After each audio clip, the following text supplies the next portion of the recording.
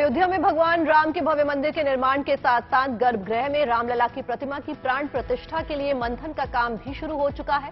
राम जन्मभूमि तीर्थ क्षेत्र ट्रस्ट ने रामलला की प्रतिमा की प्राण प्रतिष्ठा कार्यक्रम में प्रधानमंत्री नरेंद्र मोदी को आमंत्रित करने का फैसला लिया है। प्राण प्रतिष्ठा समारोह की शुभ तिथि तय करने के लिए ज्योतिषों से परामर्श लिया जा रहा है। राम भक्तों के लिए खुशी की बात है कि प्राण प्रतिष्ठा के उत्सव की तैयारियां खूब जोरों शोरों से की जा रही है और देश भर के मंदिरों में ये उत्सव एक हफ्ते तक मनाया जाएगा। फिलहाल रामलला की प्रतिमा की प्राण प्रतिष्ठा की तारीख तय नहीं हुई है, इसलिए प्रधानमंत्री को इस साल दिसंबर और अगले साल 26 जनवरी के बीच कार्यक्रम की संभावित तिथि के बारे में अवगत कराने की योजना है। बहरहाल ट्रस्ट का पूरा जोर राम मंदिर का निर्माण कार्य समय से पूरा करने पर है। मंदिर के ग्राउंड फ्लोर और गर्भगृह का काम साल के अंत तक पूरा हो जाएगा।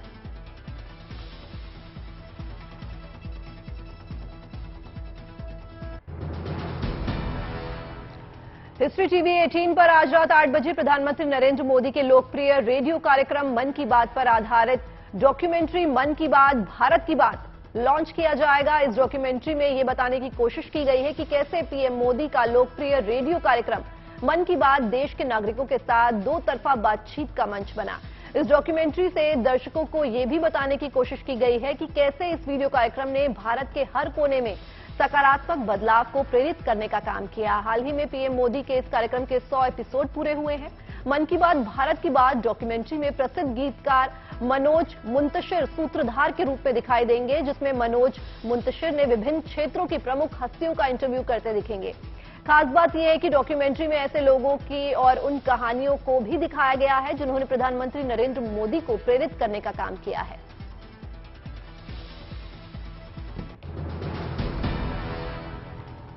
छत्तीसगढ़ के रायगढ़ में राष्ट्रीय रामायण महोत्सव का आगाज हो चुका है। 3 दिन तक चलने वाले राष्ट्रीय रामायण महोत्सव में कर्नाटक से आए कलाकार नाट्य मंच पर पारंपरिक वेशभूषा में रामकथा के हर किरदार को जीवंत कर रहे हैं। राष्ट्रीय रामायण महोत्सव में रामकथा के किरदारों को निभाने के लिए इंडोनेशिया और कंबोडिया जैसे देशों से भी कुछ कलाकार पहुंचे हैं। ये कलाकार त्रेता युग के अवतार कथा के हर दृश्य का शानदार मंचन कर लोगों को मंत्रमुग्ध कर रहे हैं। दरअसल भगवान श्री राम ने अपने वनवास काल के 10 साल छत्तीसगढ़ की धरती पर गुजारे हैं। यही वजह है कि छत्तीसगढ़ के लोगों में भगवान राम और उनके लीला अवतार को लेकर विशेष अनुराग है।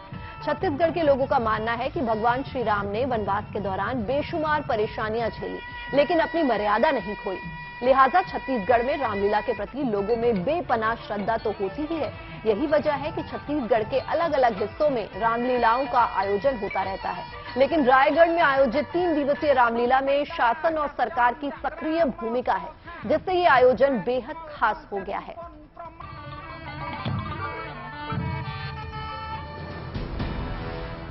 कश्मीर घाटी की होनहार छात्रा माहिरा शाह ने मंडाला आर्ट में दुनिया का सबसे छोटा शिकारा बनाकर इंडियन बुक ऑफ रिकॉर्ड्स में अपनी जगह बनाई है। माहिरा ने अपने इस कारनामे से पूरे कश्मीर का नाम रोशन किया है। माहिरा दक्षिण कश्मीर के त्राल इलाके से ताल्लुक रखती हैं। माहिरा को जब पता चला कि उन्हें इंडियन बुक ऑफ रिकॉर्ड्स में जगह मिली है तो उनकी खुशी का ठिकाना ही नहीं रहा। माहिरा को बचपन से ही आर्ट में रुचि थी और उन्होंने मंडाला आर्ट में महारत हासिल की। माहिरा ने इस आर्ट में दुनिया का सबसे छोटा शिकारा बनाया है, जिसे इंडियन बुक ऑफ रिकॉर्ड्स में दर्ज किया गया। माहिरा एक बच्चे की मां है, साथ ही साथ वो 11वीं कक्षा की पढ़ाई भी कर रही हैं। माहिरा शाह को शिकारा के मंडाला आर्ट में 1 दिन लगा। माहिरा ने अपनी इस उपलब्धि का श्रेय अपने माता पिता और परिजनों को दिया है।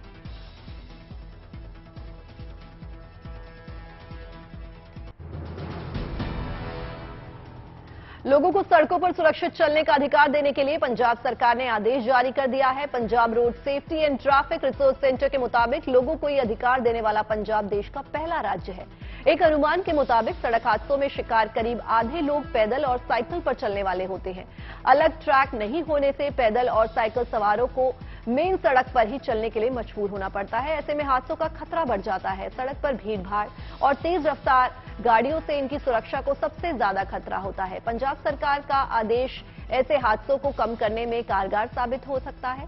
पंजाब के मुख्य सचिव ने ट्रैफिक विभाग को पिछले साल जारी किए गए राइट टू वॉक पर सुप्रीम कोर्ट के आदेश को लागू करने के निर्देश जारी किए हैं। इससे राज्य में सड़क बनाने वाली और मौजूदा सड़कों को चौड़ा करने वाली एजेंसियों को फुटपाथ और साइकिल ट्रैक बनाना जरूरी होगा। Punjab road safety and traffic research centre के ट्रैफिक सलाहकार नवदीप असीजा का कहना है कि फुटपाथ चलने के लिए है, ना कि कब्जे के लिए। नए निर्देश के मुताबिक जिन जिलों में फुटपाथों पर अतिक्रमण है उन्हें स्थानीय प्रशासन हटाएगा। इसके लिए जागरूकता अभियान भी चलाया जाएगा।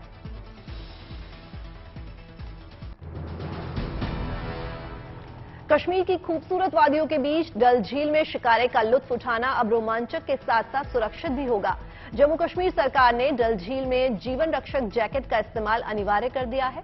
डल झील से करीब 6 किलोमीटर दूर नगीन झील और घाटी के बाकी तमाम झीलों में भी अब लाइफ सेविंग जैकेट का इस्तेमाल होगा। शिकारे में सफर करने वाले लोगों की सलामती के मद्देनजर राज्य सरकार ने यह फैसला किया है, जिससे शिकारे में सफर करते वक्त डूबने का खतरा न रहे और साथ ही सैलानियों में सुरक्षा का भाव भी बना रहे।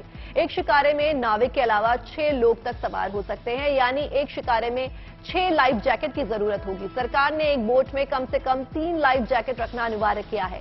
ऐसा न करने पर जम्मू कश्मीर पर्यटन व्यापार अधिनियम 1978 के तहत शिकारे का पंजीकरण रद्द किया जा सकता है। सरकार का ये फैसला ऐसे वक्त आया है जब सोमवार का मौसम में अचानक बदलाव और तेज हवाओं की वजह से शिकारे में लोग फंस गए। श्रीनगर पुलिस की रिवर विंग ने तब स्पीड बोट की मदद से 21 पर्यटकों की जान बचाई। जाहिर है विपरीत मौसम ही नहीं, साधारण परिस्थितियों में भी लाइफ सेविंग जैकेट सैलानियों की जिंदगी के लिए बड़ा सुरक्षा कवच साबित होगा।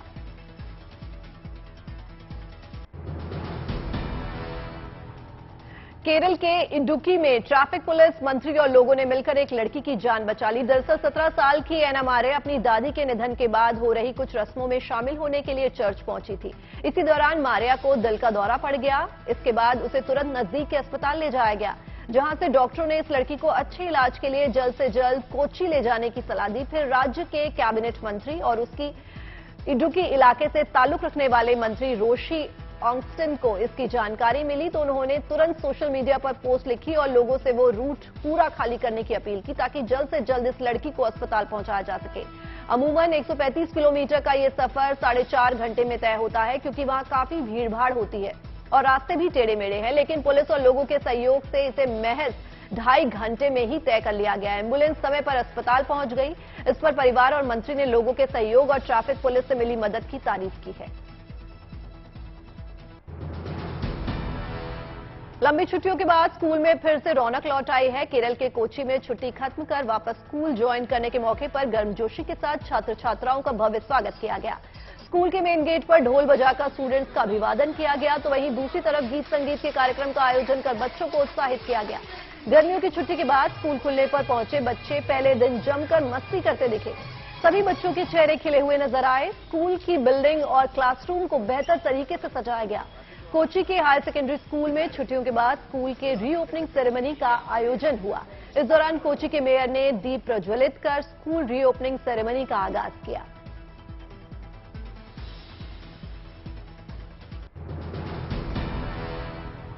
नवी मुंबई में पूर्व भारतीय क्रिकेटर सुनील गावस्कर ने श्री सत्य साई संजीवनी अस्पताल में बाल हृदय रोगियों से मुलाकात की। सुनील गावस्कर का हार्ट टू हार्ट फाउंडेशन पिछले कुछ वर्षों से श्री सत्य साई संजीवनी अस्पतालों के साथ इससे जुड़ा काम कर रहा है। इसके जरिए 99% की सफलता दर के साथ लगभग 16,000 बच्चों की मुफ्त सर्जरी की गई है। सुनील गावस्कर का मानना है कि जन्मजात हृदय रोग के साथ पैदा हुए बच्चों के लिए स्वस्थ जीवन का दूसरा मौका मिलने से बड़ा कोई और आशीर्वाद नहीं हो सकता। पूर्व क्रिकेटर ने बच्चों और उनके परिजनों के साथ वक्त बिताया। बच्चे सुनील गावस्कर के साथ सेल्फी लेते नजर आए।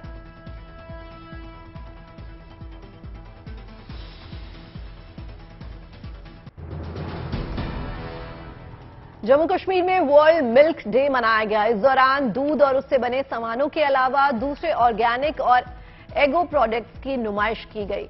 इस कार्यक्रम का मकसद प्रदेश में पशुपालन को बढ़ावा देना है। इसके लिए कार्यक्रम में उद्यमियों को डेयरी फार्मिंग से जुड़ी नई परियोजनाओं और योजनाओं और प्रौद्योगिकी की भी जानकारी दी गई ताकि वे उसका फायदा उठा सके। इस मौके पर श्रीनगर के शेरे कश्मीर अंतर्राष्ट्रीय सम्मेलन केंद्र में एक कार्यक्रम का आयोजन किया गया। कार्यक्रम में उपराज्यपाल मनोज सिन्हा, केंद्रीय मत्स्य पशुपालन और डेयरी मंत्री परषोत्तम रूपाला, केंद्रीय मत्स्य पशुपालन और डेयरी राज्य मंत्री संजीव कुमार बलियान और केंद्रीय मत्स्य पशुपालन और डेयरी और सूचना और प्रसारण राज्य मंत्री डॉक्टर एल मुरुगन शामिल हुए।